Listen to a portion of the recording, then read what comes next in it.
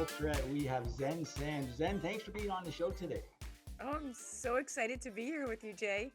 This is great. I love your show. I love the name, A Moment of Zen. Like, that's just so serendipity. Tell us a little bit about the show, and then I have so many questions to ask you. Yeah, so our show, I'm live on 710 WOR, which is the voice of New York, iHeartRadio here in New York City. What 710 WOR is a 100-year-old radio station. And of course, as our viewers know, iHeartRadio owns many radio stations across the country here in the US and in Canada. So our show is called A Moment of Zen, and that's a play off of my name. My full name is Xenia, which is a Greek name.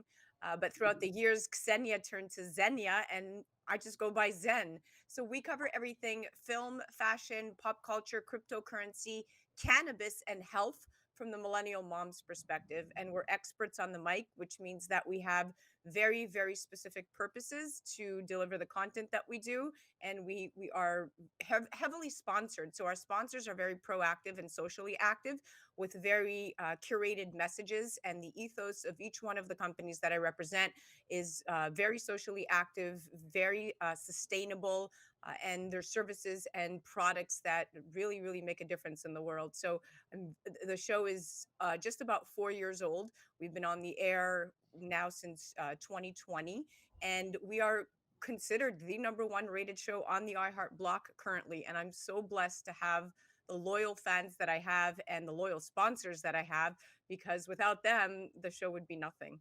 Well, congratulations. Like I was saying, you're a triple threat, and I love the variety of your show because, like you said, you talk film, right? You talk fashion, you talk pop culture, you talk health, and I love the segment you have about giving back. Tell us about that segment, Zen. So we have a segment called the Hydration with Heart segment. It's sponsored by Once Upon a Coconut. Once Upon a Coconut is obviously it's coconut water, but they're very socially active. And for every case of coconut water sold, they give 10% back to a charity of choice every month. So that really piqued my interest in terms of getting involved with the sponsor. So the Hydration with Heart segment is truly about featuring athletes, entertainers, VIPs, celebrities, people within their community that are socially active, that are giving back, that are doing something very, very united and paving the way and demystifying stigmas along the way and how they're using their star power or their voice to really go out there into the world and make a difference. So that's what the Hydration with Heart segment features. But the best segment, the most popular segment, the segment that I am the most proud of, is our disability awareness segment. And that segment is brought to us by a different sponsor every month.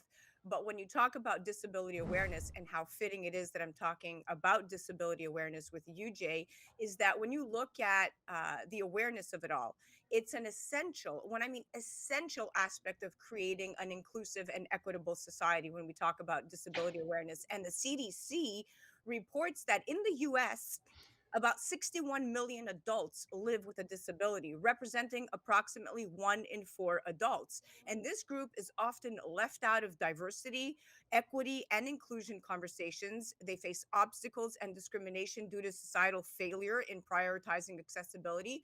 And so I thought to myself, if I'm going to have a show and I could be proactive and I could talk about emerging disruptive industries, why not have a segment where we feature a different disability and demystify the stigmas surrounding that disability and highlight that voice? And I found that on social media, specifically on Instagram, there's so many social media influencers within the disability community that are doing incredible things, not only for themselves but for their foundation. And those are the people that I choose to feature in the disability awareness segment week after week.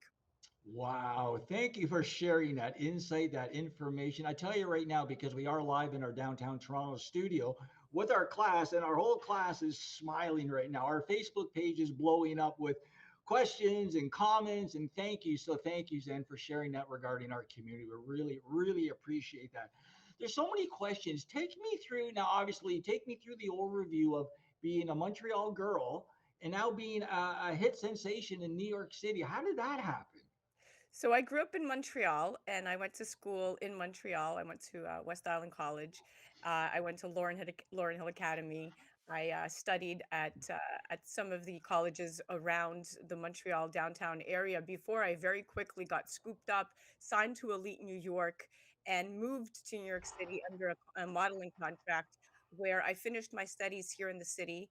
I went to NYU. I got my degree in theater. I then went and I got conservatory trained at Stella Adler and Lee Strasberg Wow. and made the crossover, from modeling to acting, and then basically worked as an actor my entire career up until now. I'm still in a movie coming out with, Jamie Foxx called Tin Soldier this year. Last year, I was in a movie with, Samuel L. Jackson, called The Banker, Mel Gibson, a movie called Last Looks. So my career as an actor and as a model was really what had defined me up until the year 2020, where I was promoting a short film called The Protocol on Newsmax, and it was on mental health disorder. And it was a movie that I executive produced. It was a 13-minute short movie, short film, and I executive produced it and was also one of the leads in it. And we went out to Newsmax to do a press junket on the film. And unfortunately, within that week, the executive producer's daughter took her own life. Ooh. And it became very evident and clear to me that, well, this is not the right time to be promoting this particular short film. But the short film was really all about mental health disorder and the silence. Ah. So we gave it a break and we didn't continue promoting it. But what happened was after I originally had gone onto that Newsmax platform, the show called Liquid Lunch, to promote it, they asked me to come back the very next week and head a segment called Women Wednesday. Now, Newsmax at the time, we were live over 80 million viewers and 70 million mobile devices. And they basically handed me a segment, a 12-minute segment every Wednesday and every Friday over this show that I got to produce. And I got to bring and highlight anything female, women related to a very major platform. So I produced those two segments twice a week for a very large platform, and everybody here in the US knows Newsmax. And it ended up becoming very popular up until WABC came knocking on my door and offered me my own show. But of course, I ended up at iHeart, and everybody loves iHeart because iHeart is Switzerland and the heart goes a long way. And we shied away. We shied away from politically charged platforms. So Newsmax, again, right wing, conservative, politically charged. WABC, right wing, conservative, politically charged. Now, I will say, I have no issues with right wing, politically charged platforms, but the sponsors do. And sponsors like to be on more neutral territory. So when we moved the show to iHeartRadio, we decided to make the show not just a show that was audio, but it was a vodcast. And at the time in 2020, when you were launching shows and vodcasts, the rise of digital media really resonated. And especially, post COVID, everybody was really plugged into their devices. So we launched right at that point, post COVID, and right around that time where people were just really plugged into digital media. And the show took off. And right now we are riding that wave. We're about to get nationally syndicated in Q2 of 2024. So lots of hard work has gone into it, but we're not just radio, live TV, OTT, OTA, social media, interactive, and YouTube. So we got our hands full. Well, I know you have a crazy amount of viewership. So let me ask you this: like your viewership is crazy. Like congratulations on that. Let me ask you this: so are you a film girl? Are you a fashion lady, or are you a talk host? I know you're all three, but which one do you kind of gear towards more? Definitely a host. A So host? yeah, although my training is really for acting and I'm still, I still act. I still do, I'm part of the union and still very, very involved. But I definitely enjoy this part of my work the most. I love interviewing people. I love researching the topics that we cover. We are experts on the mic by the simple virtue of having experts on as interviewees. And of course, when you are talking 14 minutes to an expert, you want to make sure that you've researched that expert and what they talk about for at least an hour prior to that interview. Otherwise, it doesn't really make for good talk radio or any kind of talk whatsoever. So you have to keep up with the experts, and that keeps me on my tiptoes because at this point I'm a polymath. I study different things every day in depth. I know a lot of information about a lot of random things, Yeah. but it all serves a great purpose because it keeps the conversations flowing and you never run out of things to talk about. It's called variety, right? It's called That's right. variety.